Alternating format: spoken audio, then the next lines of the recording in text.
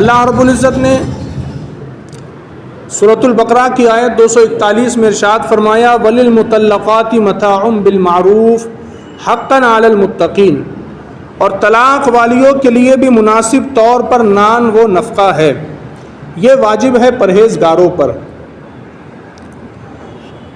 ان تمام آیتوں میں، گزشتہ آیتوں میں طلاق کا ذکر تھا، 2 رکوع یہ طلاق کے تعلق سے اللہ نے بیان فرمائے۔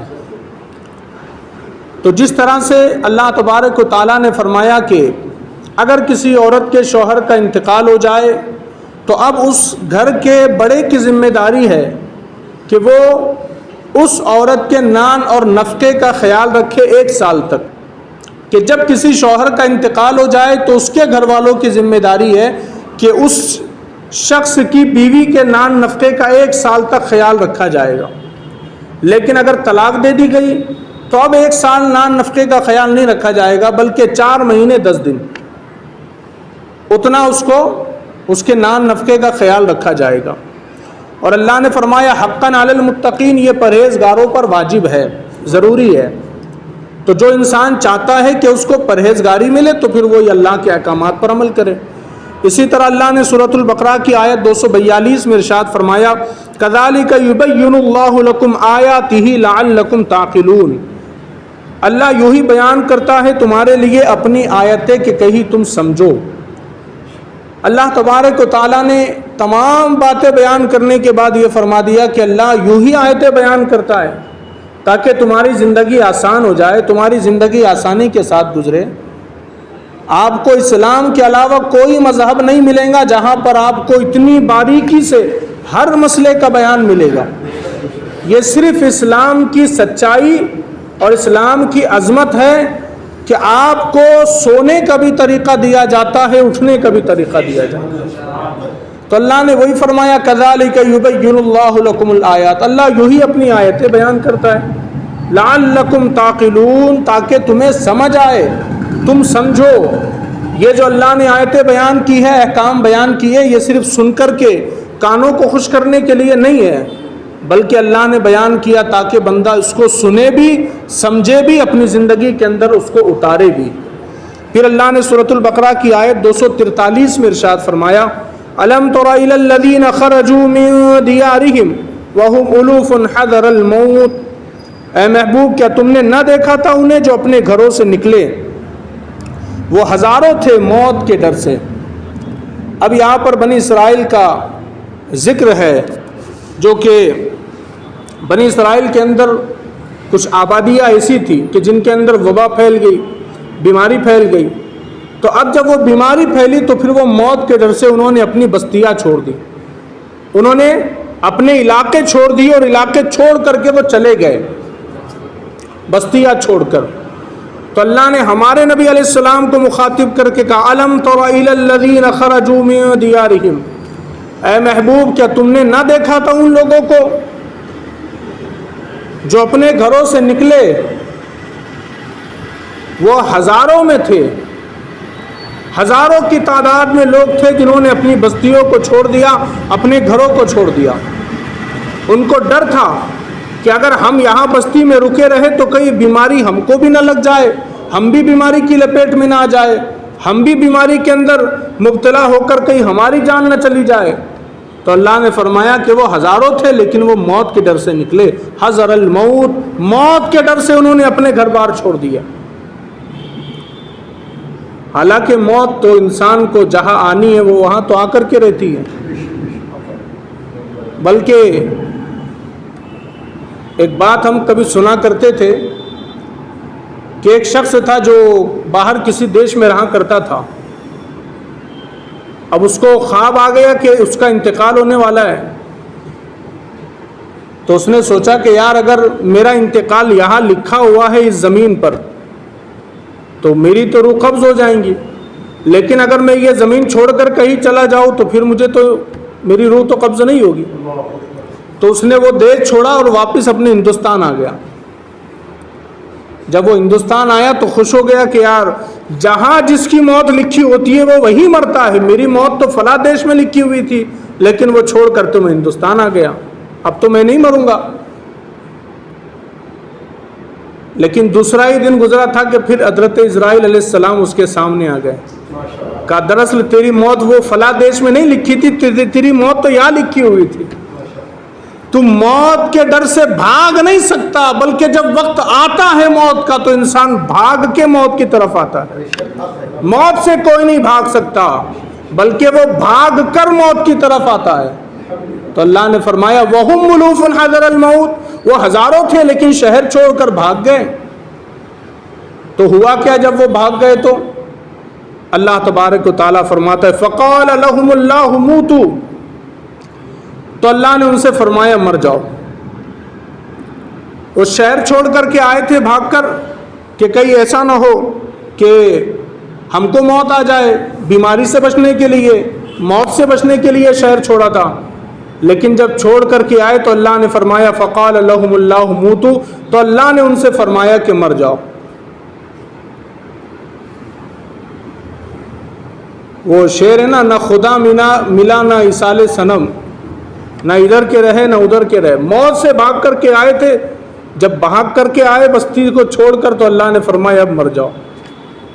فقال لهم اللہ موتوا، اللہ نے کہا مر جاؤ. لیکن ایک نبی تھے اس زمانے میں جن کا نام تھا حضرت حزقیل علیہ السلام. انہوں نے دعا کی مولا کی بارگاہ میں، کہا مولا تیرے حکم سے ان کو موت تو آ گئی ہے، لیکن میں دعا کرتا ہوں تیری بارگاہ میں کہ مولا ان کو دوبارہ زندگی عطا فرما. تو اللہ نے فرمایا ثم احیاہم، تو اللہ نے ان کو دوبارہ زندہ کر دیا. یعنی کہ کوئی انسان مر جائے تو ایک نبی کی دعا اور تمنا اور خواہش اور رضا کی بنا پر اللہ تبارک و تعالیٰ مردوں کو بھی زندہ کر دیا کرتا ہے. تو جب نبی کی دعا پر اللہ مردوں کو زندہ کر دیتا ہے تو کیا نبی خود زندہ نہیں ہو سکتے؟ بے شک ہمارے امام نے تو کہا نا تو زندہ ہے واللہ، تو زندہ ہے واللہ، میرے چشم عالم سے چھپ جانے والے. تو اللہ نے فرمایا ثم احیاہم، پھر انہیں زندہ فرما دیا. ان اللہ لذو فضل علی الناس ولکن اکثر الناس لا یشکرون، بے شک اللہ لوگوں پر فضل کرنے والا ہے مگر اکثر لوگ ناشکرے ہیں. اللہ تو فضل کرتا ہے بندوں پر، لیکن بندے جو ہے وہ ناشکرے ہیں. ہاں یہ بات اور ہے کہ اللہ کسی بندے پر زیادہ فضل کرتا ہے، کسی پر کم، یہ اس کی مرضی ہے. لیکن یہ بھی تو اللہ کا بڑا فضل ہے نا کہ اس نے ہمیں صحیح سلامت جسم عطا فرمایا، بیماریوں سے نجات عطا فرمائی. یہ بھی تو اللہ کا فضل ہے نا کہ ہم کھا رہے، ٹہل رہے، گھوم رہے، چل رہے، ہر ایک کام زندگی کا کر رہے. یہ بھی تو اللہ کا بڑا فضل ہے. ہمارے پاس کوئی بہت زیادہ کروڑوں کی دولت آ جائے وہی اللہ کا فضل ہے، ایسا تو نہیں نا. بلکہ ہمارا جسم بھی اللہ کا فضل ہے، ہمارے گھر کے لوگ بھی اللہ کا فضل ہے، ہمارے دوست احباب اللہ کا فضل ہے، ہر ایک چیز تو اللہ کا فضل ہے. تو اللہ نے فرمایا کہ اللہ بے شک اللہ لوگوں پر فضل کرنے والا ہے، لیکن کیا کہا وَلَكِنَّ أَكْثَرَ النَّاسِ لَا يَشْكُرُونَ، مگر اکثر لوگ ناشکرے ہیں، اس کا شکر ادا نہیں کرتے، اس کا شکر ادا نہیں کرتے. بلکہ بندے کو ہونا تو ایسا چاہیے کہ ہر لمحے وہ اپنے رب کا شکر ادا کرتے رہے، ہر لمحے. اس لیے کہ بندہ جب ہر لمحے اپنے رب کا شکر ادا کرے گا تو اللہ تبارک و تعالیٰ نے فرمایا لَأَزِيدَنَّكُمْ لَإِن شَكَرْتُمْ لَأَزِيدَنَّكُمْ، تم میرا شکر کرو گے میں تمہاری نعمتوں میں اضافہ کرتا جاؤں گا. اللہ اضافہ کرتا ہے شکر ادا کرنے والے بندے پر. تو اگر ہم کو زیادہ نعمتیں چاہیے تو زیادہ اللہ کا شکر ادا کرنا پڑے گا. ہم اللہ کا شکر بھی ادا نہیں کرنا چاہتے اور ہم کو نعمتیں بھی چاہیے، تو یہ دونوں چیزیں کیسے پاسبل ہے؟ اللہ کا شکر ادا کریں گے تبھی تو اللہ نعمتوں میں اضافہ کرے گا. پھر اللہ نے سورۃ البقرہ کی آیت 244 میں ارشاد فرمایا وَقَاتِلُوا فِي سَبِيلِ اللَّهِ، اور اللہ کی راہ میں لڑو. وَاعْلَمُوا أَنَّ اللَّهَ سَمِيعٌ عَلِيمٌ، اور جان لو کہ اللہ سننے والا اور جاننے والا ہے. یہاں اللہ نے لڑنے کا حکم دیا، یعنی جہاد کا حکم دیا، اللہ کی راہ میں لڑنے کا حکم دیا. دراصل بنی اسرائیل کے واقعات چل رہے ہیں تو بنی اسرائیل والوں کا حال یہ تھا کہ وہ بات میں جب بھی اگر جنگ کا ذکر ہوتا یا پھر جہاد کا ذکر ہوتا تو وہ بھاگ جایا کرتے تھے، وہ آگے نہیں آتے تھے، بلکہ وہ جو گزشتہ ہفتے میں نے آپ حضرات کو واقعہ بیان کیا نا بنی اسرائیل کا، حضرت داؤد علیہ السلام کا، حضرت طالوت کا جو واقعہ بیان کیا، تو اس وقت ہزاروں کی تعداد میں بنی اسرائیل کے اندر لوگ ہوا کرتے تھے، لیکن جنگ کے میدان میں آئے کتنے؟ 313۔ تو اللہ نے فرمایا اللہ کی راہ میں لڑو اور جان لو کہ اللہ سننے والا بھی ہے اور جاننے والا بھی ہے۔ کوئی انسان زبان سے انکار کر رہا ہے تو اللہ وہ بھی جانتا ہے، کوئی انسان دل میں اگر وہ نہیں چاہتا جنگ میں جانا تو اللہ وہ بھی جانتا ہے۔ اللہ تو ہر ایک چیز کا حال جانتا ہے، دل کا بھی زبان کا بھی۔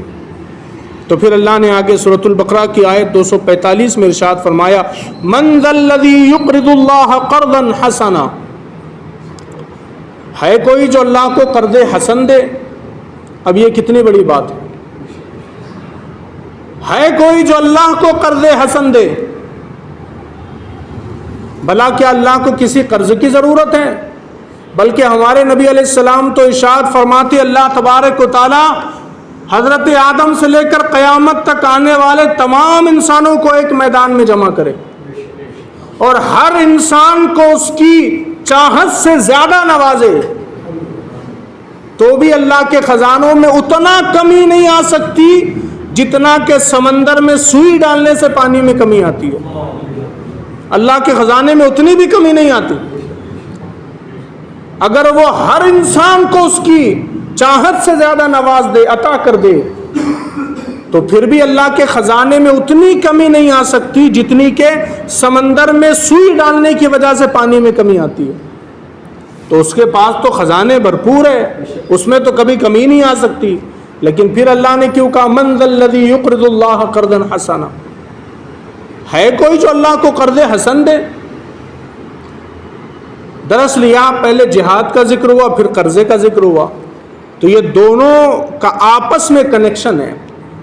اب چونکہ جہاد کے لیے انسان نکلے گا تو وہ یوں ہی تو نہیں نکل سکتا نا، جہاد کے لیے سامان خریدنے کے لیے اسے پیسوں کی ضرورت ہوگی، سامان کی ضرورت ہوگی۔ تو اللہ نے فرمایا اللہ کی راہ میں لڑو بھی اور اللہ کی راہ میں خرچ بھی کرو، اور یہ اطمینان رکھو جس طرح ایک بندہ کسی کو قرض دیتا ہے تو اس کو اطمینان رہتا ہے کہ ہاں میں نے فلاں کو قرض دیا، مجھے یقین ہے کہ وہ کچھ دنوں میں مجھے واپس لوٹا دے گا، تو اللہ نے فرمایا کہ تم ایسا ہی یقین رکھو کہ اگر آج تم اللہ کی راہ میں خرچ کر رہے ہو، قیامت کے دن اللہ تمہیں اس سے زیادہ عطا فرمائے۔ بلکہ قیامت تو دور کی بات ہے، اگر کسی نے دنیا ہی میں اللہ کی راہ میں خرچ کیا نا تو اللہ دنیا ہی میں اسے 7 گنا عطا فرما دیتا ہے، کسی کو 10 گنا عطا فرماتا ہے۔ حضرت عمر بن خطاب کا واقعہ ہے، اللہ نے آپ کو 10 گنا مال عطا فرمایا، آپ نے غریبوں میں تقسیم کر دیا تھا مال تو 10 گنا اللہ نے مال عطا کیا۔ حضرت علی المرتضیٰ کا واقعہ ہے کہ آپ نے اللہ کی راہ میں خرچ کیا تو اللہ نے آپ کو 6 گنا عطا فرمایا۔ تو آپ سوچئے تو صحیح ہے کہ بندہ جب اپنے رب کی بارگاہ میں خرچ کرتا ہے تو اس کو بدلے میں اتنی نعمت ملتی ہے جتنی کہ پہلے اس کے پاس نہیں ہوتی۔ اور یہ دنیا کے اندر آپ کو یہ چیز زیادہ نظر آئیں گی، جو انسان دولت مند ہوگا، جو انسان امیر ہوگا، جو انسان پیسے والا ہوگا، وہی انسان سب سے زیادہ صدقہ اور خیرات کرنے والا ہوتا ہے۔ جو پیسے والے لوگ ہوتے ہیں وہی لوگ سب سے زیادہ لوگوں میں خیرات کرتے ہیں، وہی لوگ سب سے زیادہ ڈونیشن دیتے ہیں۔ لیکن جو غریب ہوتا ہے تو شیطان اس کو ڈر دلاتا ہے، یار پہلے ہی تو 100 روپے ہے، اگر دے دے گا تو 100 میں سے 90 بچیں گے، 110 چلے جائیں گے۔ لیکن جو امیر ہوتا ہے نا وہ یہ نہیں سوچتا، وہ سوچتا ہے کہ اگر میں نے آج کسی کو 10 دیے نا تو اللہ مجھے کل اس کے بدلے 100 عطا کرے گا۔ یہ سوچ ہے غریب اور امیر کے درمیان، اسی لیے تو امیر اور زیادہ امیر ہو جاتا ہے اور غریب اور زیادہ غریب ہو جاتا ہے، کیونکہ جذبہ ہی نہیں لوگوں کی مدد کرنے کا، لوگوں کے خیال رکھنے کی ان کو فکر ہی نہیں، لوگوں کے اندر اپنا مال تقسیم کرنے کی ان کو پڑی نہیں ہوتی ہے۔ ڈر ان کو شیطان دلاتا ہے کہ اگر تو نے خرچ کیا تو غریب ہو جائے گا، تو مسکین ہو جائے گا، لیکن دراصل یہ خدا کی بارگاہ ہے، جو اللہ کی بارگاہ میں 1 روپیہ خرچ کرتا ہے اللہ اسے 10 گنا عطا فرماتا ہے۔ حضرت علی المرتضیٰ رضی اللہ تعالیٰ عنہ کا واقعہ میں پہلے بھی آپ حضرات کو بتا چکا ہوں، لیکن پھر آپ کو بتاتا ہوں۔ حضرت علی المرتضیٰ رضی اللہ تعالیٰ عنہ کے گھر میں کچھ دنوں سے فاقہ چل رہا تھا، کچھ کھانے پینے کو نہیں تھا، تو حضرت بی بی فاطمہ الزہرا رضی اللہ تعالیٰ عنہ نے اپنا دوپٹہ نکالا اور مولا کائنات کو دیا، کہا جاؤ جا کر کے اس کو بازار میں فروخت کر دو، کچھ پیسے آ جائیں گے تو اسی سے اپنے گھر کا کچھ دن گزر بسر ہو جائے گا۔ حضرت علی المرتضیٰ رضی اللہ تعالیٰ عنہ نے وہ دوپٹہ لیا، اوڑھنی لی اور بازار میں گئے، جا کر کے بیچ دیا۔ اس کی قیمت لگائی تو کسی نے کہا کتنے میں دینا چاہتے ہو علی؟ حضرت علی نے پوچھا آپ بتاؤ کتنے دوں گے؟ انہوں نے کہا 6 دینار میں ہم تم کو یہ دے دیتے ہیں، 6 دینار میں ہم تم کو یہ دوپٹہ، اس کی قیمت ہم تم کو دے دیں گے 6 دینار۔ حضرت علی المرتضیٰ نے اس کو دوپٹہ دیا، اس سے 6 دینار لیے۔ اب اس زمانے میں 6 دینار تو بہت بڑی بات ہوتی تھی۔ آپ ہمارے بزرگوں سے پوچھو 30 سال 40 سال 50 سال پہلے انہوں نے تو 1-1 روپے کلو گیہوں خریدا ہوا ہے، ابھی 30 سال پہلے 1-1 روپے کلو شکر، تو وہ 1400 سال پہلے 1 دینار کی کتنی قیمت ہوگی 1400 سال پہلے؟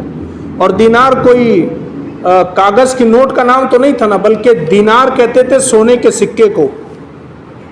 تو 6 دینار انہوں نے ان کو حضرت علی کو ملے، کہا اس سے تو کچھ دن گزر بسر ہو ہی جائے گا۔ اب جب کچھ دیر آگے پہنچے تو ایک فقیر تھا، وہ کہنے لگا حضرت علی کو، کہے جواب مرد، کئی دنوں سے میرے گھر میں چولہا نہیں جلائے، میرے بچے بھوکے ہیں، اگر اللہ نے تجھے نوازا ہے تو تو میری مدد کر دے، اگر اللہ نے تجھے نوازا ہے تو میری مدد کر دے۔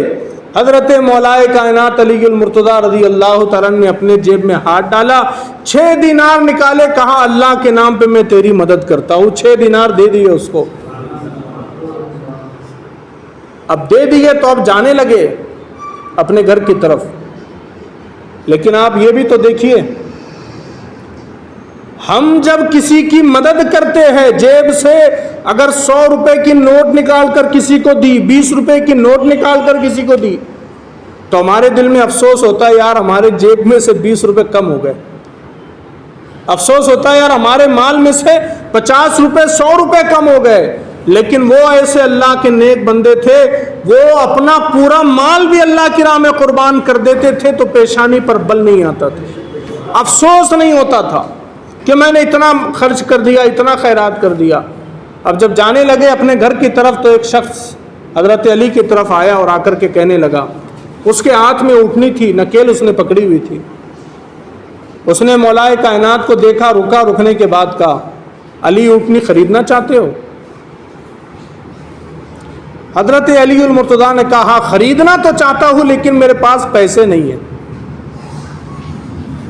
کہا کیا بات ہے علی، کیا بات کرتے ہو، پیسے نہیں ہے؟ کہا تم سے پیسے کس نے مانگے؟ کہا جب تمہارے پاس آئے گے تب پیسے دے دینا، ابھی اونٹنی خرید لو۔ حضرت مولا کائنات نے کہا دیکھ اپنی زبان سے پھرنا نہیں، میرے پاس جب پیسے آئیں گے تب میں تجھے ادا کروں گا، ابھی اونٹنی خرید لیتا ہوں۔ کہا ٹھیک ہے۔ کہا کتنے میں بیچ رہے ہو؟ کہا 100 دینار میں۔ کہا 100 دینار میں اونٹنی بیچ رہا ہوں۔ حضرت علی نے کہا جب پیسے آئیں گے تو ادا کر دوں گا۔ آپ نے اونٹنی کی نکیل پکڑی، لے کر گھر کی طرف جانے لگے۔ ابھی حضرت علی المرتضیٰ رضی اللہ تعالیٰ اپنے گھر کی طرف جا ہی رہے تھے تو ایک شخص آپ کو مل گیا، اور وہ شخص جب ملا تو اس نے کہا علی اونٹنی کہاں لے کر کے جا رہے ہو؟ کہا اپنے گھر کی طرف لے کر کے جا رہا ہوں۔ کہا تم نے خریدی؟ کہا ہاں میں نے خریدی۔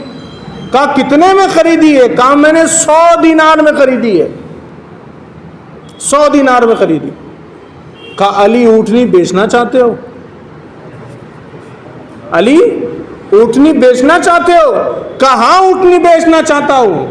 کہا بتاؤ کتنے میں بیچنا چاہتے ہو؟ حضرت علی نے کہا تم بتاؤ تم کتنے میں خریدنا چاہتے ہو؟ اس نے کہا علی میں تمہاری اونٹنی 160 دینار میں خریدنا چاہتا ہوں۔ حضرت علی نے کہا اچھا یہ تو فائدے کا سودا ہے۔ حضرت علی نے کہا ٹھیک ہے میں نے 100 دینار میں خریدی لیکن تم 160 میں خریدنا چاہتے ہو تو مجھے منظور ہے۔ اس نے فوراً پیسے نکالے، 160 دینار حضرت علی کے ہاتھ میں دیے، اونٹنی کی نکیل پکڑی اور لے کر کے چلا گیا۔ اب حضرت علی المرتضیٰ رضی اللہ تعالیٰ عنہ کے ہاتھ میں جب 160 دینار آئے تب آپ کو بے چینی ہونے لگی۔ کہا کہ یار پہلے میں نے جس سے قرضے میں اونٹنی لی تھی پہلے اس کا قرض ادا کرتا ہوں، ورنہ بے چینی دل میں رہے گی۔ آپ دیکھیں نا وہ کتنے اللہ کے نیک بندے تھے، اگر پیسہ ہاتھ میں آ جاتا تھا تو پہلے قرض ادا کرنے کی فکر کیا کرتے تھے۔ لیکن آج کے مسلمانوں کا حال کیا ہے؟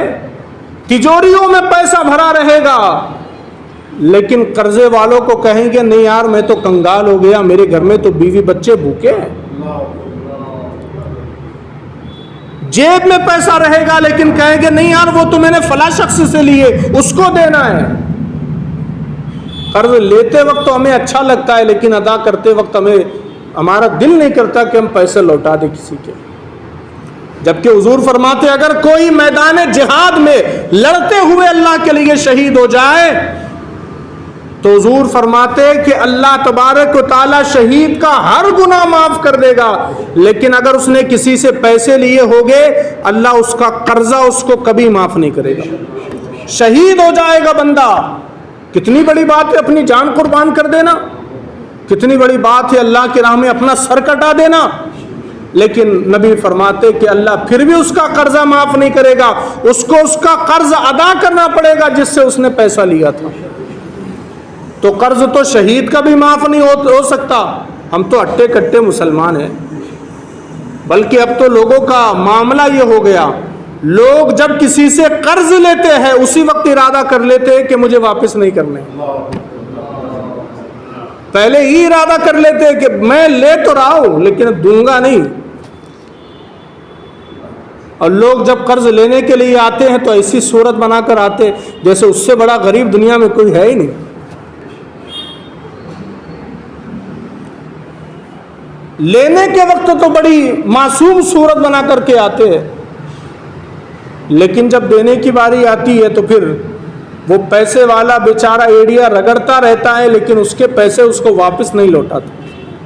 اور اچھا جو انسان کے پیسے ہوتے وہ ذرا زیادہ کچھ بول بھی نہیں سکتا نا کہ یار اونچ نیچ اگر میں نے کچھ بول دیا اس کو غصہ آ گیا تو یہ کہہ دے گا میں نہیں دیتا تیرے پیسے، جو کرتا ہے کر لے۔ اس لیے وہ بیچارہ بھی ذرا معصومیت سے پوچھتا رہتا ہے بھائی پیسے کب دوں گے، پیسے کب دوں۔ تو یاد رکھیے گا بہت بڑا گناہ ہے یہ، بلکہ اللہ شہید کے سب گناہ معاف کر دے گا لیکن اگر وہ مقروض ہوگا یہ گناہ اس کا بھی معاف نہیں کیا جائے گا تو ہم کون ہیں بھائی؟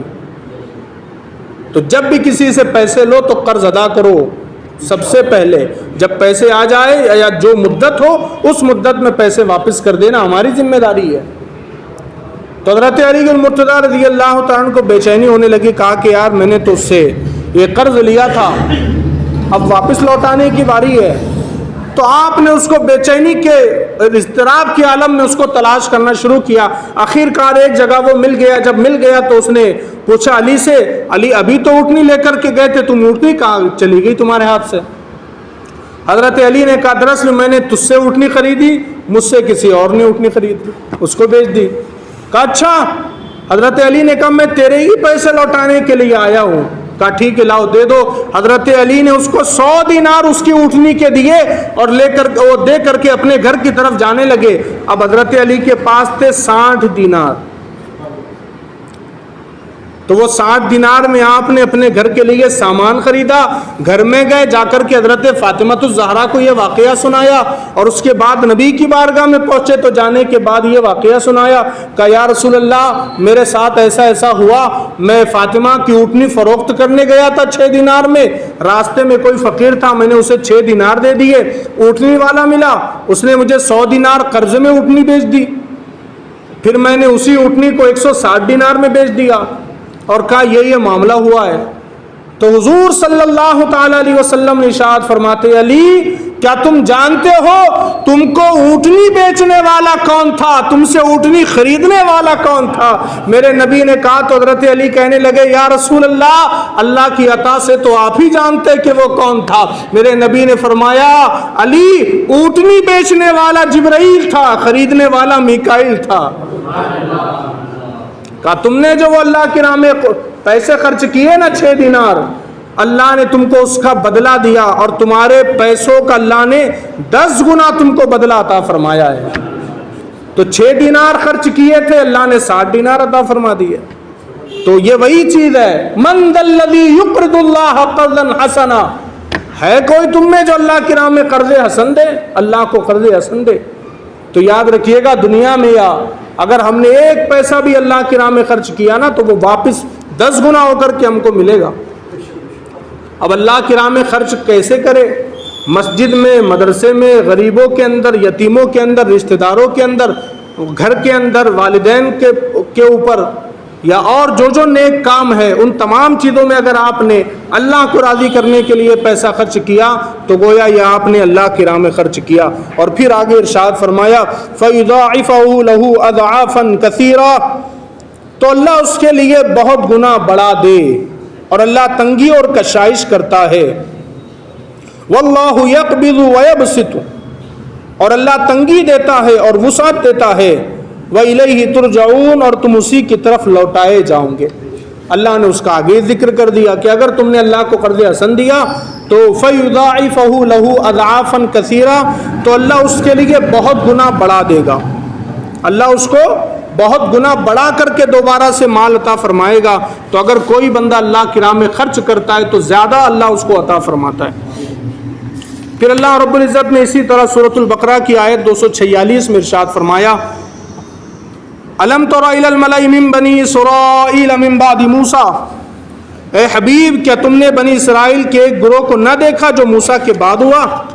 اذ قالوا لنبی اللہم ابعث لنا ملکا نقاتل فی سبیل اللہ، جب انہوں نے اپنے ایک نبی سے کہا کہ ہمارے لیے ایک بادشاہ مقرر کر دے تاکہ ہم اللہ کی راہ میں لڑیں۔ اب یہ جو واقعہ ہے حضرت موسیٰ علیہ السلام کے 300 سال کے بعد یہ واقعہ پیش آیا، اور اس جو نبی کا یہاں ذکر ہے وہ نبی کا نام ہے حضرت شموئیل علیہ السلام۔ اللہ نے آپ کو نبی بنایا اور بنی اسرائیل کی طرف آپ کو بھیجا، کہا جا کر کے آپ اپنی قوم کے اندر تبلیغ کریں۔ حضرت شموئیل علیہ السلام جب اپنی قوم کے اندر آئے اور تبلیغ کرنے لگے تو انہوں نے کہا ہم کیسے مان لیں آپ اللہ کے نبی ہیں؟ اگر آپ اللہ کے سچے نبی ہیں تو آپ ایسا کریں ہمارے لیے کوئی بادشاہ مقرر کر دے آپ۔ تو حضرت شموئیل علیہ السلام نے اللہ کی بارگاہ میں دعا کی، مولا کا یہ چاہتے ہیں کہ کوئی بادشاہ مقرر ہو جائے جس کے ساتھ مل کر یہ جنگ میں جا سکے۔ تو کہا قال هل عصیتم ان كتب علیکم القتال الا تقاتلوا، اس نبی نے فرمایا کیا ایسا تو نہیں ہوگا کہ اگر تم پر جہاد فرض کیا جائے تو پھر تم جہاد نہ کرو؟ یعنی کہ وہ نبی کو تو پتا تھا بنی اسرائیل کی خصلتیں کیا ہے۔ یہ لوگ پہلے نبی کے پاس آ کر بڑے بڑے وعدے کر لیے کرتے تھے، جب غریب ہوتے، جب مسکین ہوتے، جب بے گھر ہوتے تو بڑے بڑے وعدے کر لیتے تھے، لیکن جب ان کے اندر خوشحالی آ جاتی تھی، دولت آ جاتی تھی تو پھر وہ مکر جاتے تھے، وعدے پورے نہیں کرتے تھے۔ تو حضرت شموئیل نے ان سے کہا کہ اس نبی نے فرمایا کیا ایسا تو نہیں ہوگا کہ اگر تم پر جہاد فرض کیا جائے تو تم پھر جہاد نہ کرو؟ تو انہوں نے کہا قالوا وما لنا الا نقاتل فی سبیل اللہ وقد اخرجنا من دیارنا وابنائنا، انہوں نے کہا ہمیں کیا ہوا کہ ہم اللہ کی راہ میں نہ لڑے حالانکہ ہمیں ہمارے وطن سے اور ہماری اولاد سے نکال دیا گیا۔ انہوں نے کہا نہیں ایسا نہیں ہوگا، ہم منہ نہیں پھیریں گے، پیٹھ نہیں دکھائیں گے، بلکہ ہم تو لڑیں گے آپ کے ساتھ، اس لیے کہ ہم کو تو ہمارے وطن سے نکال دیا گیا، ہم کو تو ہمارے گھروں سے نکال دیا گیا، ہماری اولاد کو ہم سے دور کر لیا گیا۔ دراصل جالوت نامی ایک بادشاہ تھا جس کی قوم تھی عمالقہ، وہ قوم نے بنی اسرائیل کی بستیوں پر قبضہ کرنا شروع کر دیا، اور بنی اسرائیل کے اندر جتنی ان کی اولادیں تھیں ان کو اپنے ساتھ لے کر کے گئے اور ان کو اپنا غلام بنا لیا۔ تو اب بنی اسرائیل والوں کو غصہ تھا کہ وہ ہمارا سب کچھ لے کر کے چلے گئے, انہوں نے ہماری زمینوں پر قبضہ کر لیا, تو اب جو ہے تو ہم ان سے مقابلہ کریں گے. تو انہوں نے کہا ہم ضرور مقابلہ کریں گے. آگے کہا فلما كتب عليهم القتال تولوا الا قليلا منهم, تو پھر جب ان پر جہاد فرض کیا گیا منہ پھیر گئے مگر ان میں کے تھوڑے. یعنی کہ پہلے تو بڑی بات کر رہے تھے, لیکن جب واقعی میں جہاد فرض ہوا تو پھر انہوں نے پیٹھ دکھا دی, منہ پھیر دیا. انہوں نے کہا ہم جہاد میں نہیں آتے. کہا تم جاؤ, تم اپنے ساتھ جس کو لے جانا چاہو لے جاؤ, ہم تمہارے ساتھ لڑنے کے لیے نہیں آنے والے, ہم اپنی کیوں جان قربان کریں گے. تو پھر اللہ نے کہا واللہ علیم بالظالمین, اور اللہ خوب جانتا ہے ظالموں کو. اللہ ان لوگوں کو بہتر جانتا ہے کہ جنہوں نے پہلے وعدے کیے تھے بڑے بڑے کہ ہم تو آئیں گے تمہارے ساتھ لڑنے کے لیے, لیکن بعد میں وہ مکر گئے. کہا ہم نہیں آتے مقابلہ کرنے کے لیے, ہم کیوں جا کر کے مقابلہ کریں جنگ کے میدان میں. تو اللہ نے فرمایا اللہ تبارک و تعالی ظالموں کو جانتا ہے. پھر اللہ رب العزت نے سورۃ البقرہ کی آیت 247 میں ارشاد فرمایا وقال لهم نبیہم, اور ان سے ان کے نبی نے فرمایا ان اللہ قد بعث لكم طالوت ملکا, بے شک اللہ نے طالوت کو تمہارا بادشاہ بنا کر کے بھیجا. انہوں نے کہا تھا بنی اسرائیل والوں نے حضرت شموئیل علیہ السلام سے کہ ہمارے اندر آپ کوئی بادشاہ بھی مقرر کر دیجئے تاکہ وہ بادشاہ کے ساتھ مل کر کے ہم جنگ کر سکے. تو حضرت شموئیل نے اللہ کی بارگاہ میں دعا کی مولا یہ کوئی بادشاہ چاہتے ہیں. تو اللہ نے حضرت طالوت کو بادشاہ بنا دیا, کہ یہ تمہارا بادشاہ ہے. تو حضرت شموئیل نے جب قوم کو کہا بنی اسرائیل کو کہ اللہ نے طالوت کو تمہارا بادشاہ بنا دیا, تو قوم نے کہا قالوا انا یکون له الملک علینا ونحن احق بالملک, بولے اسے ہم پر بادشاہی کیوں کر ہوں گی اور ہم اس سے زیادہ سلطنت کے مستحق ہے. کہا کہ ہم اس کو کیوں بادشاہ اپنا مان لے طالوت کو, اس لیے کہ نہ اس کے پاس دولت ہے نہ اس کے پاس کوئی بڑے خاندان سے یہ تعلق رکھتا ہے, بلکہ ہم زیادہ مستحق ہے سلطنت کے بادشاہ بننے کے, ہم کو بنانا چاہیے. تو یاد رکھیے گا جس کے اندر صلاحیت ہوتی ہے منصب بھی اللہ تبارک و تعالی اسی کو عطا فرماتا ہے. جس بندے کے اندر صلاحیت ہوتی ہے اللہ اسی بندے کو مقام عطا فرماتا ہے, اور جو انسان صلاحیت والا نہیں ہوتا اور وہ خود سے اگر کسی منصب پر جا کر کے بیٹھ جائے تو وہ انسان اس منصب پر بیٹھنے کے بعد ذلیل ہی ہوتا ہے. جس کے اندر کوالٹی ہوتی ہے اللہ اسی کو کرسی عطا فرماتا ہے, اور جس کے اندر کوالٹی نہیں ہوتی اور وہ کرسی پر جا کر کے بیٹھ جائے تو اس کو ذلت ملتی ہے, ذلیل ہو جاتا ہے. تو یہاں لوگوں نے کہا کہ ہم اس کو کیوں بادشاہ مان لیں, نہ اس کے پاس دولت ہے نہ وہ کوئی بڑے قبیلے سے تعلق رکھتا ہے, حالانکہ ہم کو دیکھو ہمارے پاس دولت بھی ہے, ہم بڑے قبیلوں سے بھی تعلق رکھتے ہیں. تو کہا بادشاہ تو ہم کو بنانا چاہیے تھا. تو پھر آگے کہا منہ ولم یؤت سعۃ من المال, اور اسے مال میں بھی وسعت نہیں دی گئی. کہا ہم بادشاہ کیسے مان لے, وہ تو غریب بھی ہے. پھر کہا قال ان اللہ اصطفاہ علیکم وزادہ بسطۃ فی العلم والجسم, فرمایا اسے اللہ نے تم پر چن لیا اور اسے علم اور جسم میں کشادگی زیادہ دی. یعنی وہ کہہ رہے تھے کہ اس کے پاس مال نہیں ہے, بڑے قبیلے سے تعلق نہیں رکھتا, ہم اس کو کیسے مان لے بادشاہ. تو حضرت شموئیل نے کہا تمہارے ماننے نہیں ماننے سے کوئی بادشاہ نہیں بن جاتا, بلکہ اللہ نے اس کو بادشاہ چنا ہے. اور اس کے اندر کوالٹی کیا ہے, صلاحیت کیا ہے, کہ اللہ نے اس کو علم عطا فرمایا, اللہ نے اس کو جسم میں کشادگی عطا فرمائی ہے. تو پتہ چلا کہ باصلاحیت انسان وہ ہوتا ہے جس کے پاس علم ہوتا ہے.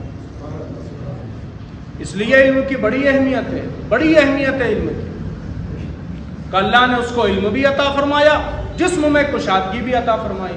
حضرت شموئیل علیہ السلام جو تھے وہ بڑے, حضرت طالوت جو تھے نا وہ بڑے ہٹے کٹے انسان تھے, تو اللہ نے کہا علم بھی دیا اور جسم بھی دیا. اور پھر آگے کہا واللہ یؤتی ملکہ من یشاء, اور اللہ اپنا ملک جسے چاہے عطا کرے, جسے چاہے دے اپنا ملک.